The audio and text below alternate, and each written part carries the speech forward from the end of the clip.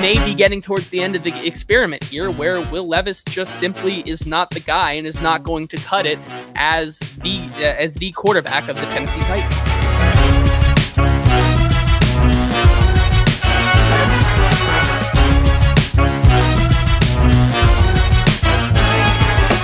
Welcome into the Hot Read podcast live on a Tuesday, October the 15th.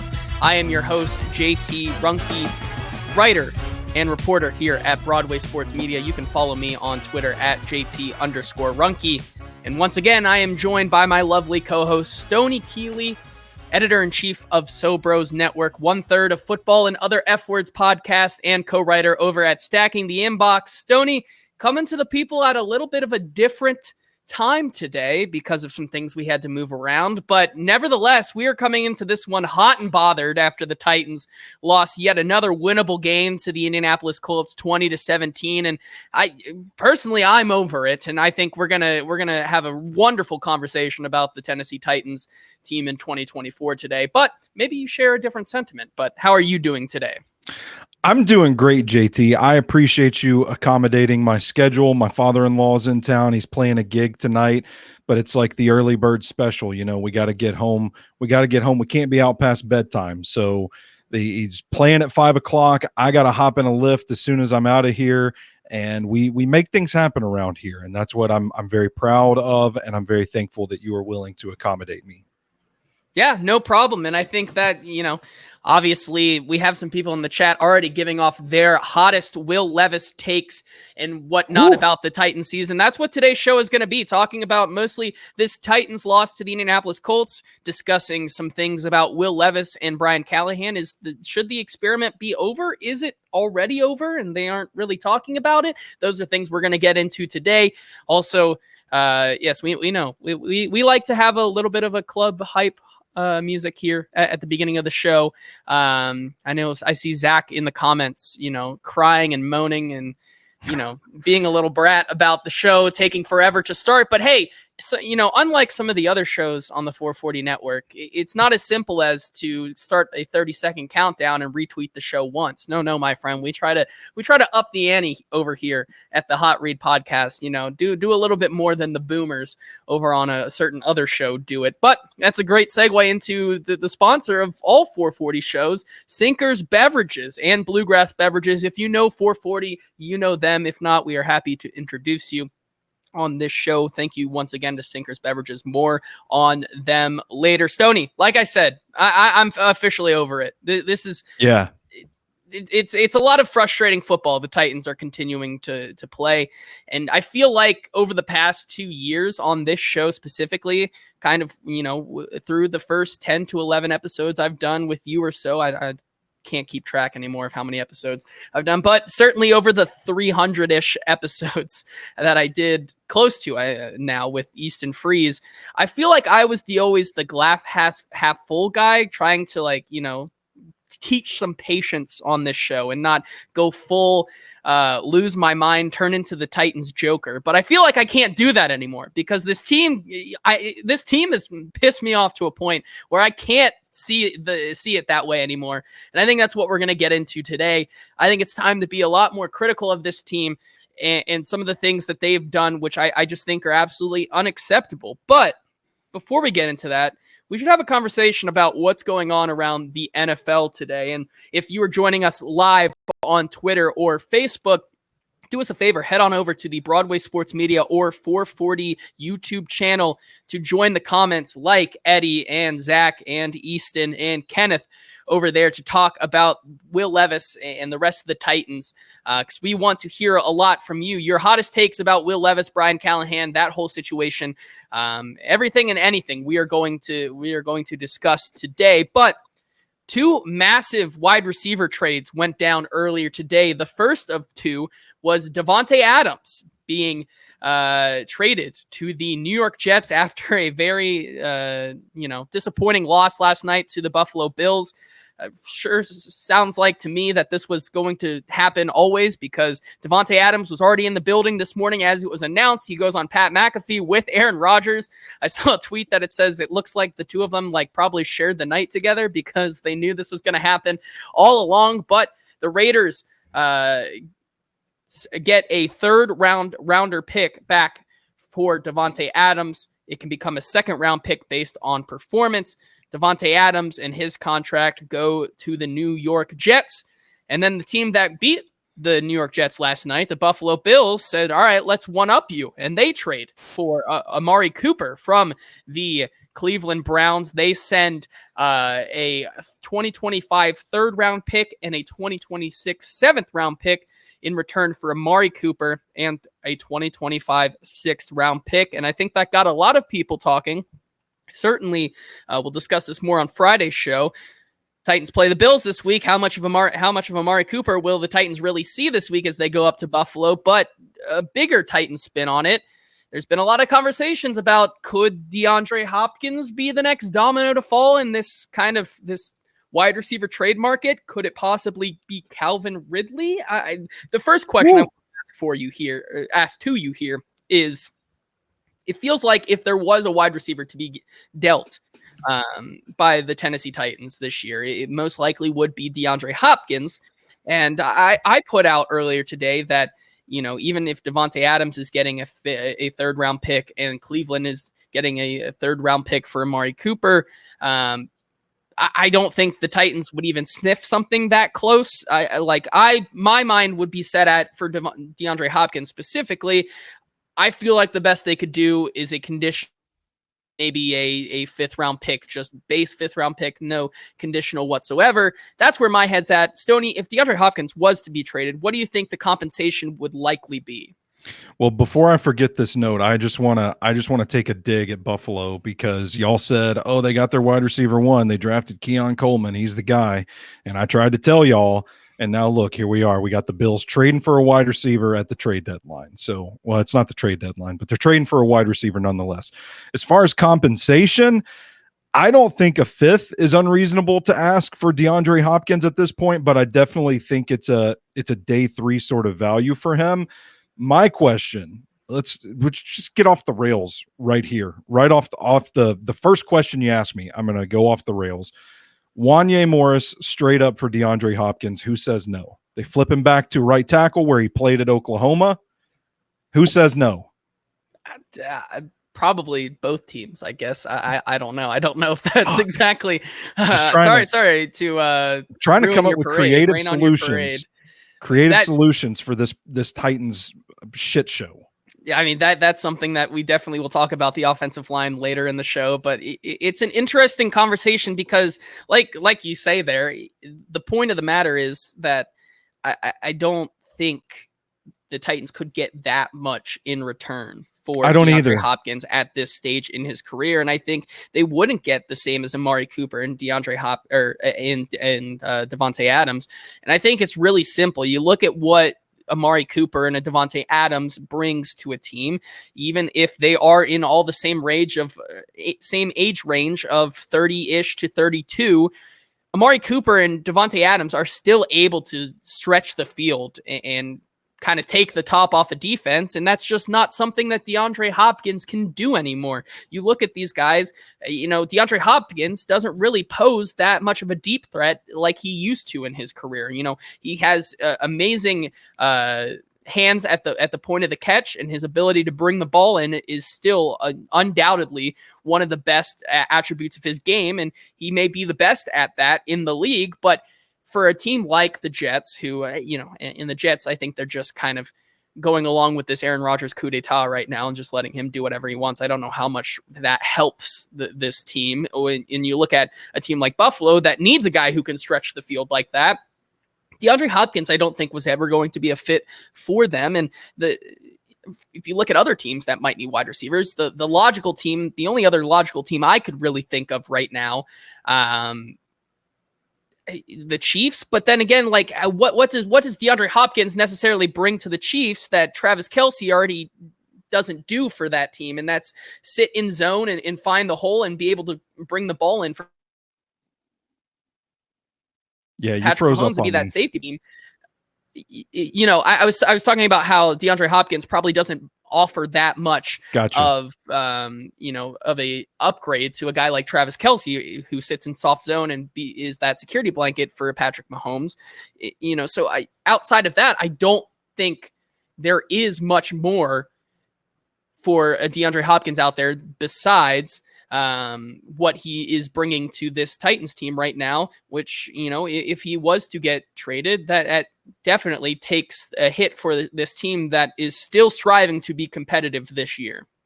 Yeah, and the other team that's kind of floated out there in rumors is the Pittsburgh Steelers for DeAndre Hopkins, and I'm kind of curious as to how he fits into that receiving core as well, especially considering what the Steelers have at quarterback. There's a little bit of uncertainty there. It's, he's a guy that you want, assuming you can get the ball out to him.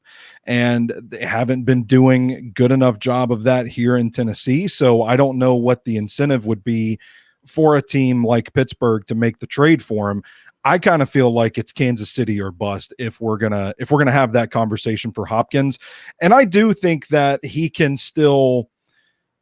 can still cause some conflict with him in that Chiefs offense, because what you're doing is basically upping the number of receivers that the defense has to account for in their zones and underneath and that sort of thing. And they still have the long speed with Xavier Worthy. No, I don't think DeAndre Hopkins is a similar style receiver to Rashee Rice, who left the hole in the Chiefs passing game, but I still think at this point, they probably just need another body there, and they can work with the skill set that they get. So I get what you're saying, JT, but I do think it would be worth it for Kansas City to add another weapon.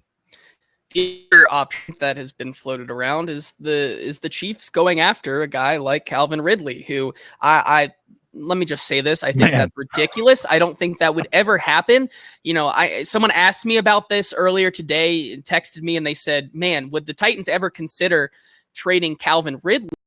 And I said, would the Titans ever consider it? I don't think any other team would consider it because of that contract. I don't see how you're going to get more than a third for Calvin Ridley. I don't think you would even get a third for Calvin Ridley because the contract that he also brings is just so large. I don't see why a team would do that for a rental type player in a win now build. And so either of those guys. Now the one I will say for Kansas City before we move on here, I've heard some people bring up the idea that Deontay Johnson to Kansas City would be a nice fit, and I think that'd be very scary for the rest of the league, and I hope it doesn't happen, but for my fantasy teams, I hope it does.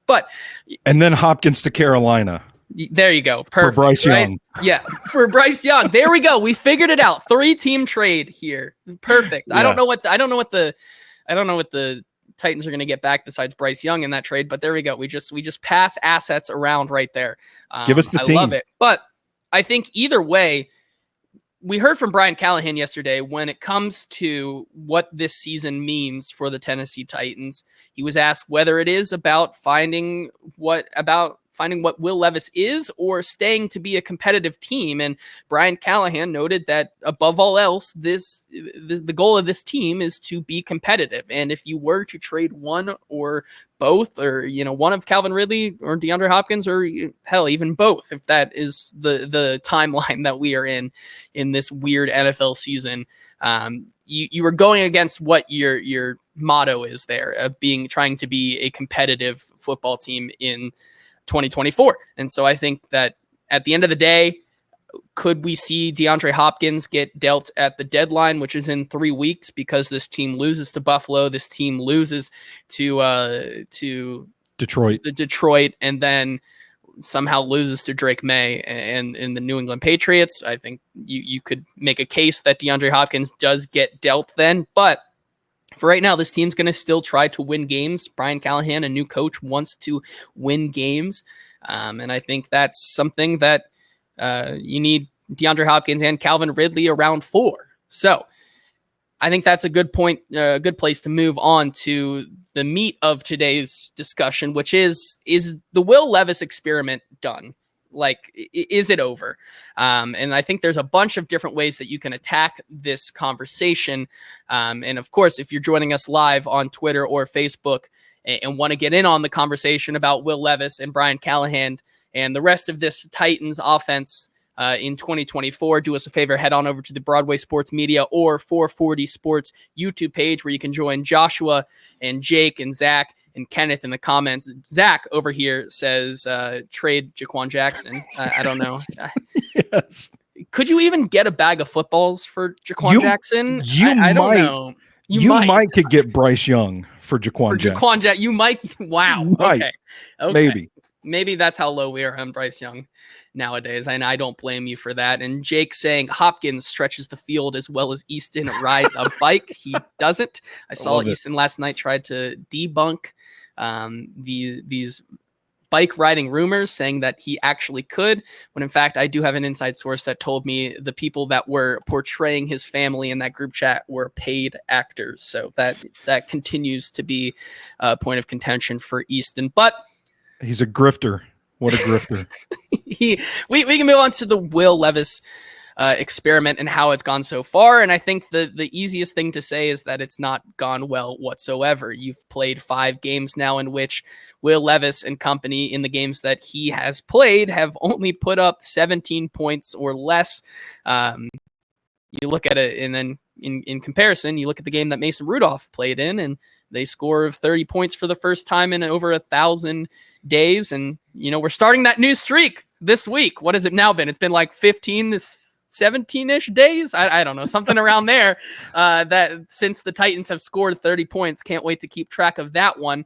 And I think this conversation needs to start with some context. And that is, we talked to Brian Callahan after the loss on Sunday. He had his press availability yesterday. And one question that was brought up definitely is that is Brian Callahan talked about how Will Levis was a big reason as to why he took the job, because he liked the aspects of Will Levis's game he saw on tape that he could coach up and he could make work in his style of offense. And so a question that was brought up yesterday was kind of the sentiment you had to start the year. And now you kind of look at what Will Levis is now. Do you have that same confidence and same belief in Will Levis? And so here's what Brian Callahan had to say. Yeah, it is. I think that there's plenty of things that we have to keep getting better at with him. There's things that he does well. Got to keep finding ways to highlight those things for him. But yeah, he needs a little bit of success too. He needs to get a little confidence going. I think that's right now where everybody's at, is we need to find a way to start validating our work. And right now we don't have enough of it. And so the confidence parts that's a real part of playing quarterback. You keep coming up on the back end of these things and not winning. You got to find a way to fight through that. And you got to be, it's part of what I believe in, and you have to be resilient. And to play quarterback in the NFL, you got to be resilient. You got to be probably more resilient than any position, because the scrutiny is so intense, and that's just how it is. And I think that he gets a little momentum going his way, and I'm confident that we can find ways to win. So he talks about how he believes that Will Levis can be the quarterback he thought he could be, and he's shown flashes, but it ultimately comes down to building up that confidence for the young Will Levis, who continues to lead the league in interceptions thrown. So if you want to build confidence in your quarterback, wouldn't the right idea be to lean into his strengths? And what I mean by strengths is the conservative play calling that we've seen are certainly not something that is going to get Will Levis into a groove in a game like we've seen in the past. We talk about how the offense so far has been very lackluster throughout the first 6 games. And you look at, sometimes there are drives where it feels like Will Levis has all the confidence in the world. You see Brian Callahan opening that playbook in his bag, so to speak. And you see these 14 to 15 play drives where you see them using all different kinds of looks and scheming guys open, where Will Levis is able to just march down the field and they have really successful drives. And then as they continue to try to do that, Will Levis makes one mistake and the playbook basically fully closes on itself. And I think when Brian Callahan talks about, wanting to build confidence in his young quarterback, well, the same can be said for you. It's as much on Brian Callahan to continue to let Will Levis try to build that confidence by doing what he does best, which is airing the ball out and getting it downfield without trying to close the playbook and give him no opportunity to do that. And so I want to take another look at two clips here. One from post game after the Colts game, and then one from yesterday. So maybe 24 hours removed or so, not even 24 hours, but after time he was able to talk, he was able to think about it. Here's first what Brian Callahan said about the conservative nature of the play calling down the stretch in the Indianapolis game. Okay, so right now we're running the ball well, but as you can see, that even running the ball well doesn't give you enough. You got to be able to throw it and throw it with some efficiency, and we've not done a good enough job of that. And that ultimately is not me; that's my job.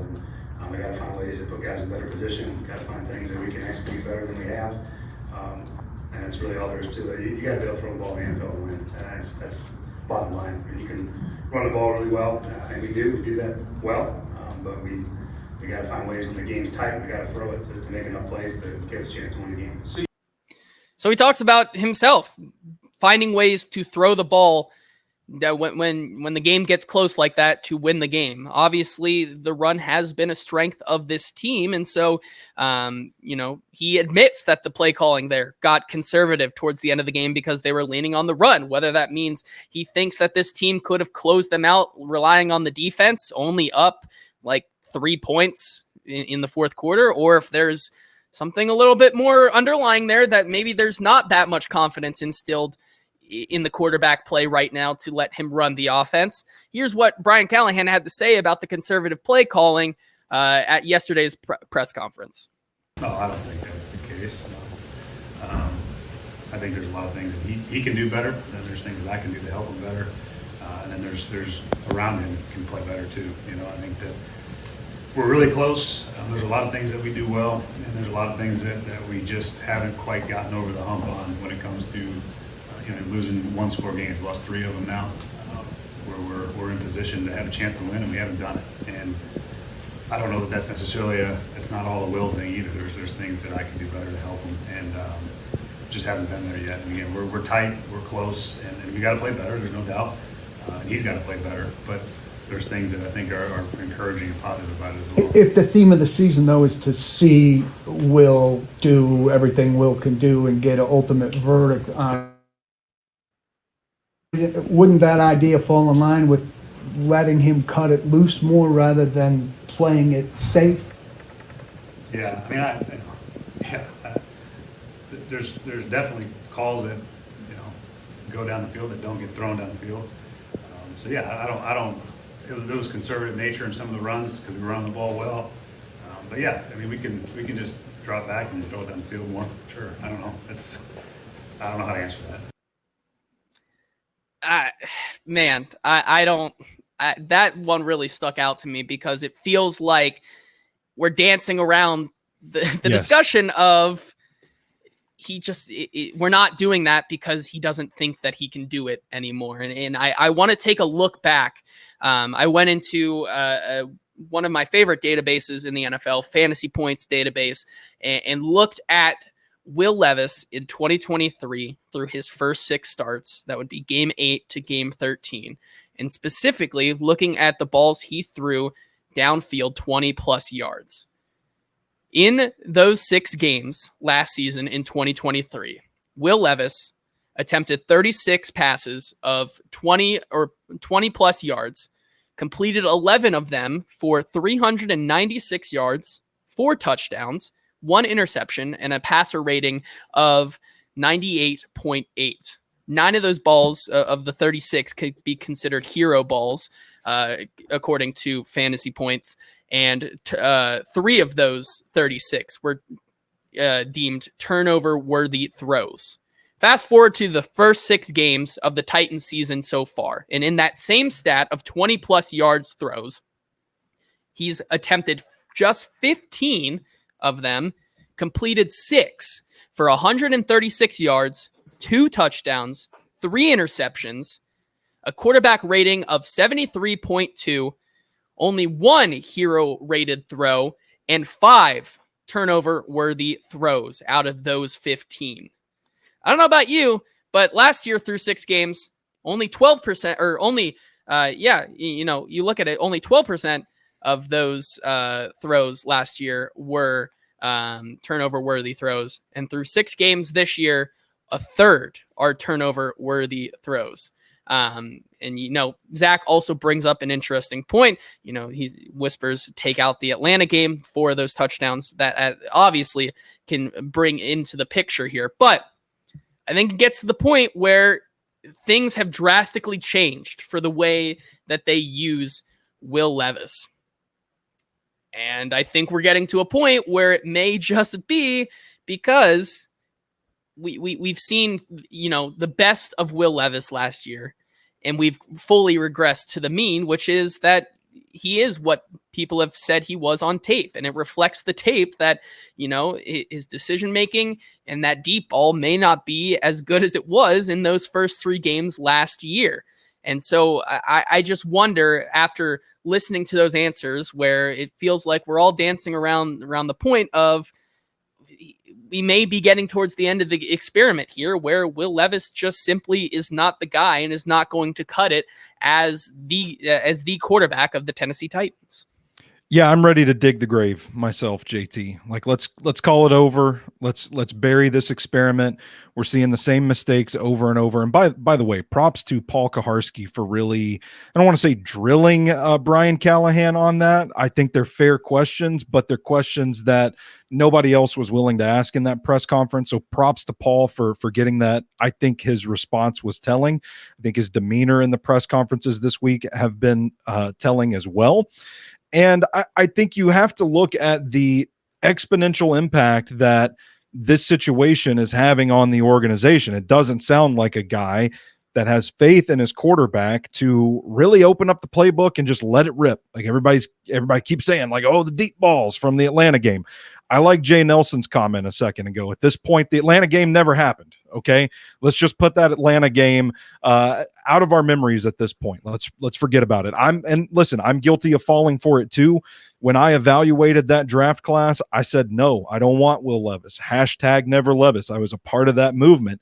And I watched that Atlanta game. I watched the Pittsburgh game and the Miami game last season. And I thought, okay, maybe I was wrong. But now we're 5 games into this season, and we're seeing the same things that I saw on his tape at Kentucky that I wrote about doing his evaluation for that year's draft class. And I maybe you can be critical of Brian Callahan for trying to fit the square peg into the round hole with this offense. But at a certain point, man, like, Will Levis has to have some accountability here, because all offseason we said, okay, what would he be if the protection was good? They go out, they retool the offensive line. Hasn't looked good the first 4 games of the season. Looked okay in this game. I thought they played their best game of the season.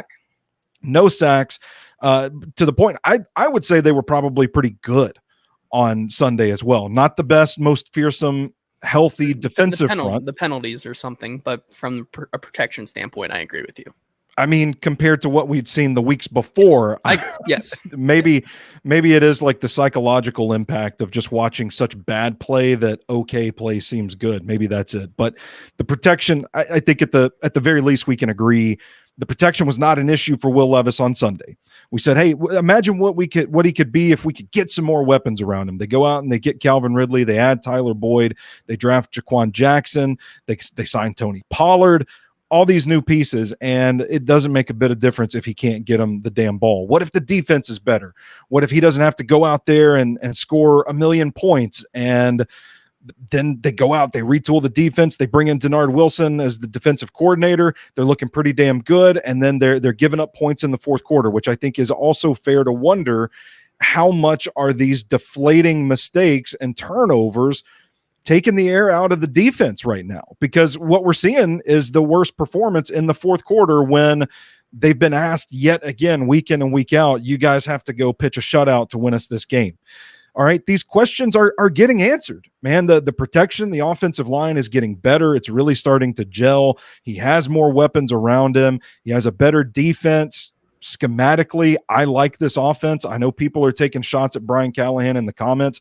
I will defend him because I've watched the tape every game, and I see plenty of moments in each and every game that I think that should have been a big play, that should have been a throw that Will Levis hit, and he's not hitting them. And it's the same stuff over and over. The ball placement's erratic. It's in front of the receiver, behind the receiver. It's late. He's telegraphing his throws. The interception in this game was terrible. And people came after me when I tweeted, hey, I'm ready to close the book on Will Levis after that game. Go check out on Twitter. Superhorn has a thread of the Will Levis throws from Sunday, and my sentiments exactly match that. Like, it's bad. The timing of Will Levis, his internal clock, is just completely broken. And maybe you play the patient game and you ride it out with him, but I'm at a point where I think the answer's already there. And I think Paul Kaharski also has a great piece, talked about it on yesterday's episode of A Football Show as well, that this play caller, the way he's calling this offense right now, seems to indicate that they have their decision on Will Levis, and I think it aligns with what we're thinking about this quarterback. Yeah, I think there's a lot of really good points in there. One, the accountability on Will Levis's part is something that I think has also been very highly contested and talked about this week. I do want to bring up just another disconnect I feel like there is between Will Levis and the quarterback right now, or in the head coach right now, that I found really, really interesting. First of all, it starts with Will Levis after the game against the Indianapolis Colts, where he talked about, because I think you saw 3 or 4 throws that looked uncharacteristically bad. And I know that Will Levis has had some bad throws, but a lot of those deep balls and those long shots down the field seem to sit in the air for a whole heck of a lot more time than we are used to seeing Will Levis like hang the ball in the air like that. And so we asked Will Levis about, what kind of contributed to that, those throws, and specifically the one where it was just a ball that was hanging up there. Calvin Ridley doesn't really ever play defense on it, and they're just able to pick it off with ease to kind of seal the deal on the game, more or less. Here's what Will Levis had to say about that interception. I think I could have given myself some more depth away. Peter came up, told me he got a little push, but I can't let that be the reason for it up there. But I thought it was one of the throws today where I kind of felt the lack of arm strength or whatever, where I feel like a healthier day, I'm putting a better ball on it on more of a line. So it's frustrating. We were able to get the ball back and still make an opportunity after that where we didn't make it work. But yes, that's the throw I'd like to have back for sure. Will did the short. And so he says that the shoulder wasn't quite ready for this game, which I was in the press conference, and I'm glad Teron asked the question, because it really felt like they wanted to get Will out of there after he said that. But they asked a follow-up, which kind of was along the same lines of the question I wanted to ask, which was, so you said that you didn't have enough arm strength. So where does that put you on the scale of being fully healthy, or where are you? And so Will Levis answered that by saying he didn't feel like he was 100% in this game, which is very interesting and very telling, because when asked about it yesterday by, I believe it was Terry McCormick, who asked Brian Callahan about what Will Levis said, here's what Callahan had to say. But then he also said that on the interception, he felt like that had his shoulder been better, he could have made a better throw. Sure. How do you balance that, and what kind of was the situation with his arm yesterday? Everything leading up to the game and in practice and everything felt like he's good enough to make the throws that he needed to make to win. And I didn't have any reservations necessarily about that. I didn't think there was any real ill effect. I mean, I knew there was going to be some pain. That's just part of it. I appreciate him trying to manage that and fight through it for his teammates and for our team. I didn't see anything that would have made me feel like he wasn't able or willing to actually be able to play at the level he needed to play at. That throw at the interception, he had pressure kind of in his face, and he couldn't quite get everything into it anyway. I don't know that an arm strength or a healthy shoulder would have made much of a difference, truthfully. But he's whatever he had to say is how he felt, but I didn't feel anything going into the week that would lead me to believe that he wasn't ready. So two different answers there. One saying, I don't think Will Levis's shoulder really affected anything that he could do or did. And Will Levis himself saying that it felt like it did affect, whether that is excuse making or not.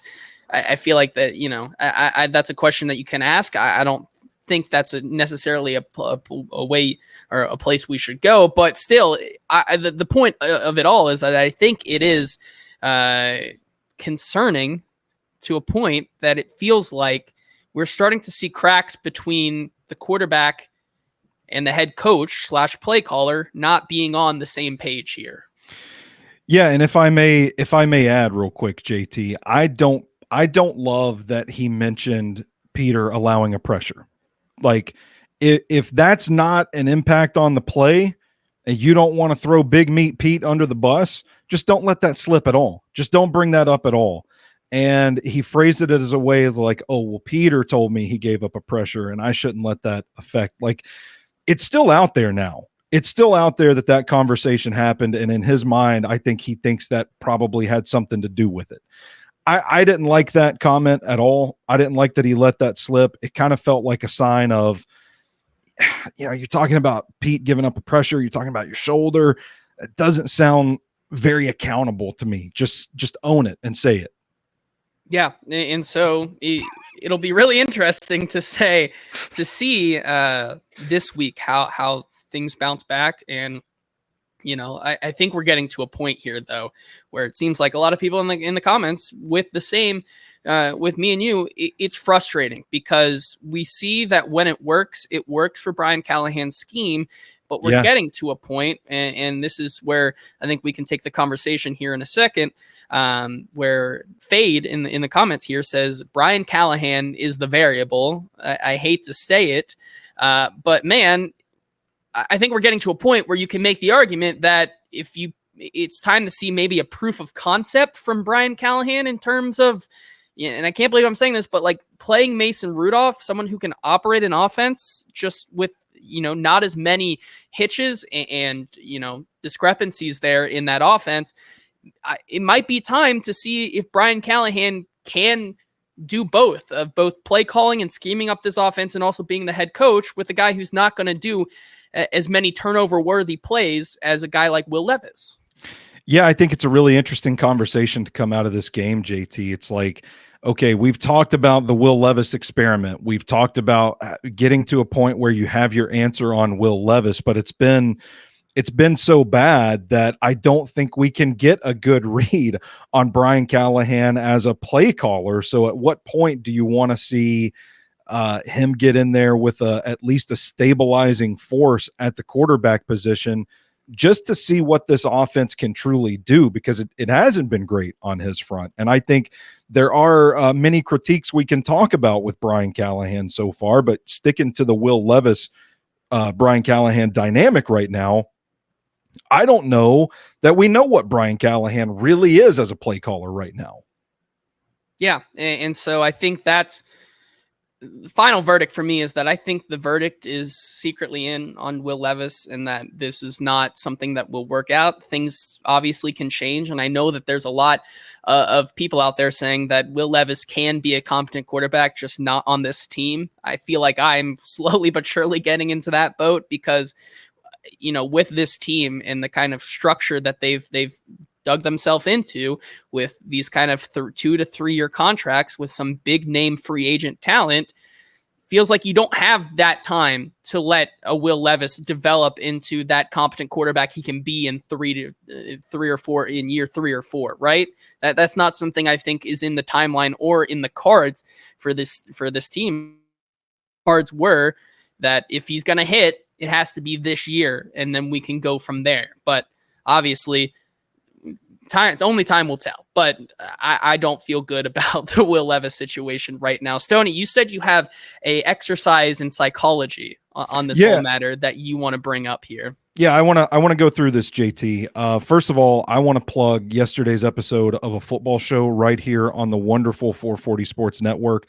I thought Braden and Paul had a fantastic discussion about the very issue we're talking about, and like the Brian Callahan, Will Levis dynamic. And we mentioned Paul asking Brian Callahan to his face if his play calling tendencies indicated the verdict is in on Levis. Great question. We saw Brian Callahan pause. I thought Braden raised an excellent point about that's not usually the case with Brian Callahan. He's been a little pausey this week, and usually he's an articulate guy that has an answer ready to go right off the bat, but it wasn't the case. He really looked like, to me, a guy that was struggling to form thoughts in a way that he didn't want to start, throwing people under the bus. So I ask you, as a guy, I have a psychology degree from the Harvard of the South, MTSU, Middle Tennessee State. So I want to turn this on you, JT. I want to ask you, if you ever find yourself in a position where someone asks you a question and you have to pause to gather yourself before you're answering, why? Why is that the case usually for you? For me, I don't want to say something I don't really mean, or something that I'm actually thinking. Obviously, yes. with coach speak, it's a lot of that's it. He's trying to formulate an answer in coach speak language that gives little to nothing away. Yeah. So I wrote down two possibilities there when you have to pause and think about it. You don't know, and you have to come up with something so that you have something to say, or you can't say what you really want to say, what you're really feeling, and you have to be careful about how you craft your statement. So I ask you then, JT, if that logic holds up, what's more likely? A guy that has this level of NFL experience, that's worked in the league for this long, with the quarterbacks that he has worked with, what's more likely? That he just doesn't know anything, that he just doesn't have any answers as to what's going on with this team, or that he knows he can't say certain things out loud to the media? I feel like it's the latter, potentially. That's what I feel. And so if that's the case, then JT, what could he possibly be feeling right now that he can't say out loud?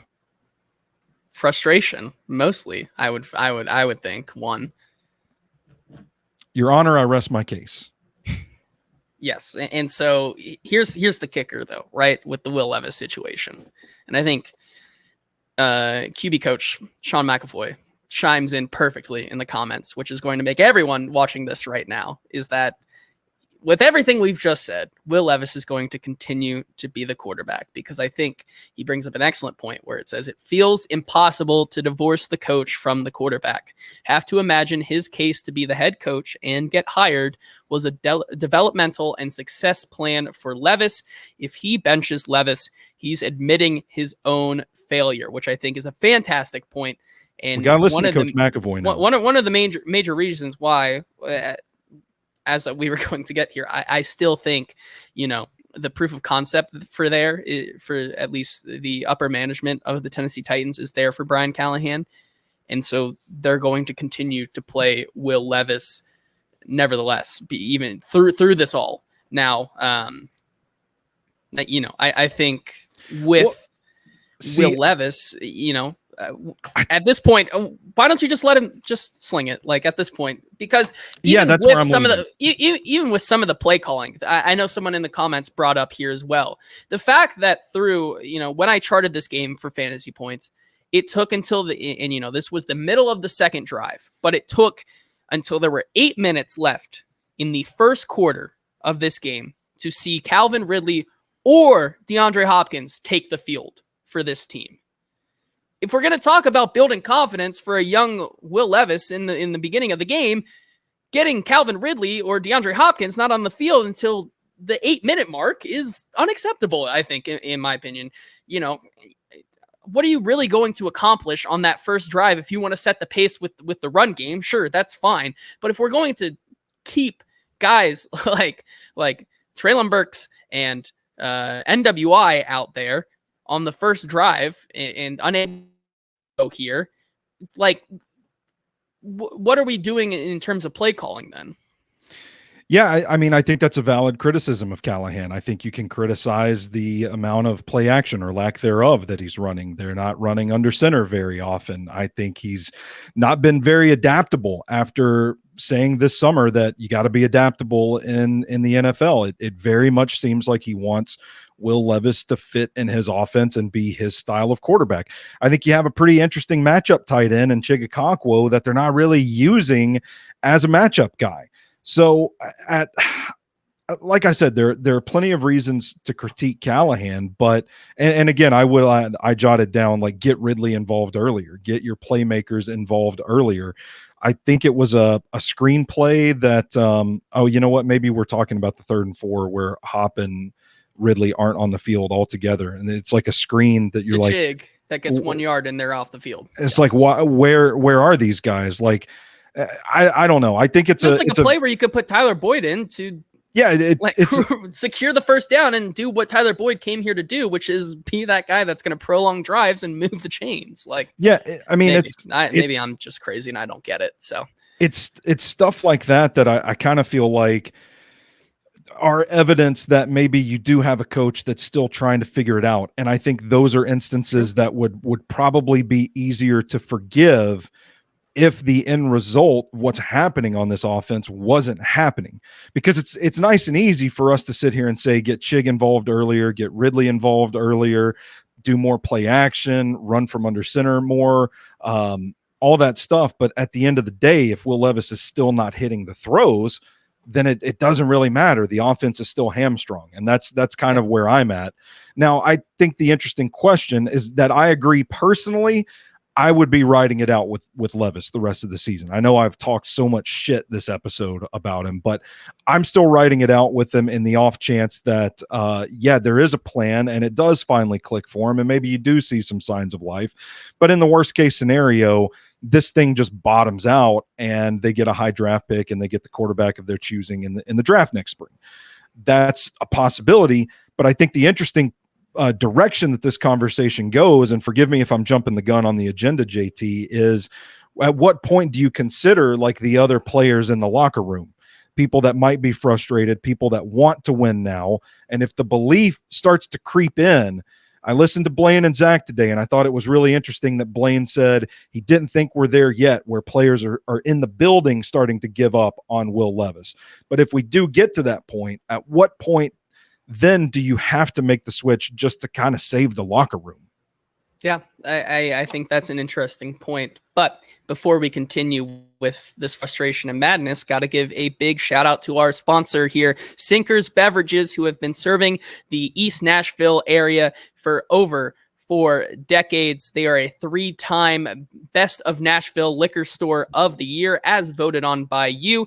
Got to get in with their in-crowd program for special allocations, events, and tastings that happen every other week. I know I'm going to try to get out to one of those in the next couple of weeks as we get closer into the fall seasons. I love, those seasonal cocktails and things that just really, as the temperature outside gets a lot colder, that's when I love to unleash the palate, and no other place to do that than at Sinkers Beverages. Also, I know they have their very small selection of very high-end bourbons and other spirits coming soon. So you can only know about those and when they come into stock if you join the in-crowd. Got to give them a follow on all their socials at Sinkers Bev on Twitter, Instagram, all of those things like that. And then if you can't make it out there, no worries, they got you. They search them on Uber Eats at Sinkers, and they deliver the booze to you because they drive so you can drink. Also have to give a shout out to Bluegrass Beverages, their sister store in Hendersonville, that have been serving that location for over 50 years. Thank you to Sinkers and Bluegrass Beverages. All right, Stoney, I think we got to get to some of these comments here because the people have been patiently waiting, putting their comments into here. Yeah, and obviously, that's my bad. I want to hear what some of the people have to say about Will Levis and this Titans team as a whole, starting with Eddie, who says, live by the sword, die by the sword. No reason to quit Levis now that the season's over. Obviously, they still have what, 10 more games to play or so, something like that. I can't do quick math right now trying to go through this comment section, but obviously, I do agree to some extent that there really is no point to quit on him now, because there's really not much more for you to do right now. It's the fact that Will Levis is not playing very good ball whatsoever, and they're still just losing barely in these 1-score games that I think gives them the biggest reasoning as to why they're going to continue to roll him out there. Kenneth, going a little bit further, saying it's time to do this rebuild correctly. Jettison Levis, stack picks, let Callahan and Carthen pick their quarterback together, stop all these disjointed, forced marriages. I think that, while I somewhat agree with him that a cleaner rebuild would make more sense, it's kind of hard considering where they are right now in the team building process, and especially with how much money they put into this team this year. Kenneth says he wants his money back for what him and his dad watched Sunday. Embarrassing doesn't cover it. Well, hold on. If I'm not mistaken, Kenneth can correct me, but I think Kenneth at least got some Hattie B's out of that. I think he got some hot chicken. I think he posted it on Twitter. I feel like I saw that. Maybe that was the highlight. It's never a bad day when you can get some Nashville hot chicken. This is true. This is very true. A. Jensen says Nick Holtz needs to go. He brings absolutely no value. What does Nick Holtz do? I mean, tell us, JT. Was I the first person to be on this where I call it where he was simply, when they hired him, I said he was just a guy and he really has done nothing more? The problem with Nick Holtz is that we really never can see what he does, mostly because of him not having those play calling duties. Obviously, we get to talk to him once a week, and the answers he gives us, are pretty in line with what we've come to expect from this staff here. But I will say there really is no way to know exactly what Nick Holtz does, because we just simply aren't in the building. If I had my best guess, I feel like he's the liaison between Brian Callahan's scheme and the players. And if the players aren't really understanding the scheme very well, which it doesn't feel like they are, maybe that has to do with Nick Holtz and the way that he's delivering it there. But that's my best guess. That's not something that I'm reporting or anything like that. That's simply my best guess from reading the tea leaves there. Joshua also agrees with the sentiment the Titans need to live and die with Levis this year, because Carson Beck or Cam Ward in 2025. No, listen, this will be something we talk about for the long time, but I am absolutely out right now on every single quarterback in this class. I'm going to be talked back into Carson Beck. I'm still mad. I got a sour taste in my mouth after that Alabama game. Everybody said that he came back in the second half and had a nice game, but I don't necessarily agree with that. And I'm so far out on Cam Ward. Cam Ward is. Do you just want a few more years of Will Levis? Because I feel like that's what Cam Ward's going to be. Jordan kind of agrees with you there to an earlier point. He says you also have to think of the other 51 guys on the roster. You get your back blown out by the Bills, this locker room might just go south. It really depends. Like if they get clobbered, I could see that. If they continue to lose these, I get the sense the frustration is definitely building, but it feels like right now this team still believes in each other. And I think that's where they are right now. Fade saying when your game plan is to throw it short, all the defense has to do is sit on the routes. I think that's another interesting point, and one we've seen in 2 weeks now, not this week, but a couple of weeks before that. We've seen that if they aren't going to test over the top with Will Levis's arm, it makes it easy for some of these corners to really just sit on that route and do what Jair Alexander did and really cut the route there. I was about to say the same thing. That's how multiple teams have attacked the Titans offense this season. They're just dropping back and trusting Will Levis not to really connect on the deep throws, and he's not going through his reads and even hitting the underneath stuff. So the response by the Titans has been to run the ball. But when you start getting stood up in the run game, there's nowhere to really go from there. So I think that's kind of part of what got us to this conservative play calling. Yeah, and Chef Ran asks, is Callie and Ran on the hot seat? I don't think so whatsoever, but that's my opinion. Listen, unless you have a hotter opinion. I'm not going to rule anything out with ownership, because that's fair. You just don't know. Just don't know what's going to happen. We'll just leave it at that. Personally, I think that ran for better or for worse. At least this class. Last year's class is a mixed bag, but I still think Peter Skoronski's on a decent trajectory to be a plus starter here in the NFL, even if it is going to take a little bit more time than we thought. But I mean, if you look at this year's class, I think as a talent evaluator in the draft, I think Rand has really proved his worth there. Yeah, for sure. I think it's unfair to give Callahan, 8 games and then pull the plug on him and say he's on the hot seat here. Let's see what else we have here in the comments. Fade bringing up Will is frustrated. Ridley is frustrated. D-Hop is getting touches because he's open. Chig is a blocker now. Wiley is getting touches, no passes to the running backs. I do think that they do need a little bit of a hard reset on this offense from that perspective. I feel like, especially in the preseason, we saw a lot of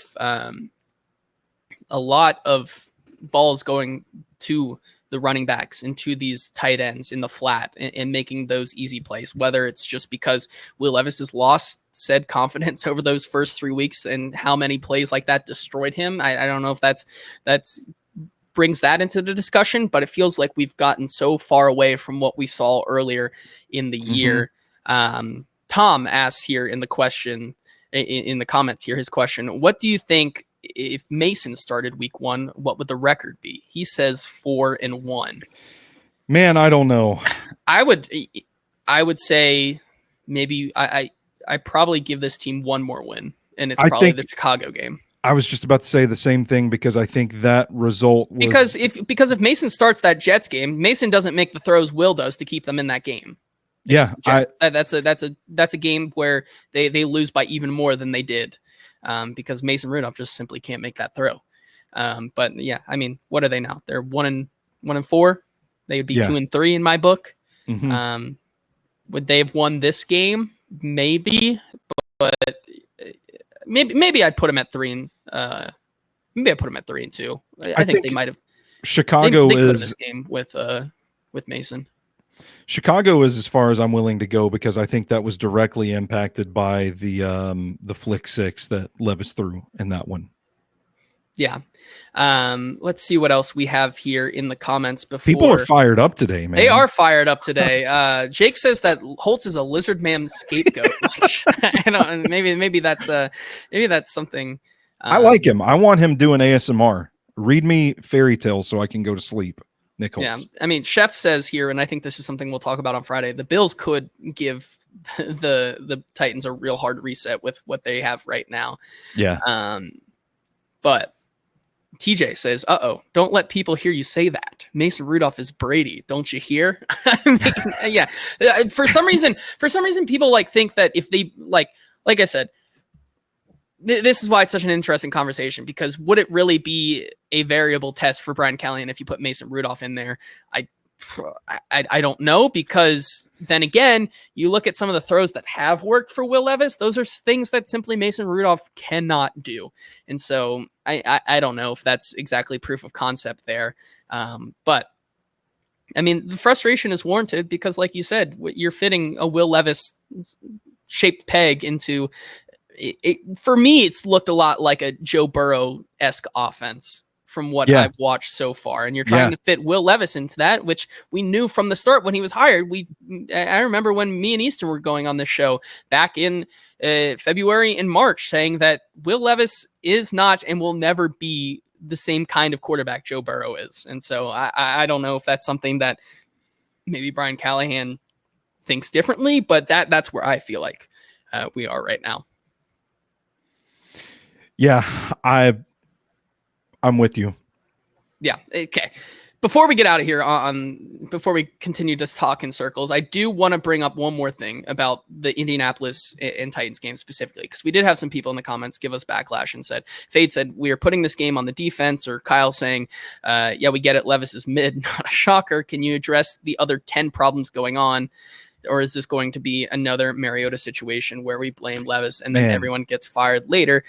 I don't think by any means necessary that we are putting this game on the defense. I think the defense is the reason they've been in these one-score games. You look at what they did against the Indianapolis Colts. They, once again, for the 5th straight game to start 2024, have kept their opponent below 200 passing yards. And I believe against the Indianapolis Colts run defense without Jonathan Taylor, they allowed them only 2.9 yards per carry. And obviously, you know, when you have the defense out there so much like they do in this game, you see the same thing happen over the last 3 games that they've played at home, which is the gas, they run out of gas, and that's where the opposing team is able to kind of take over.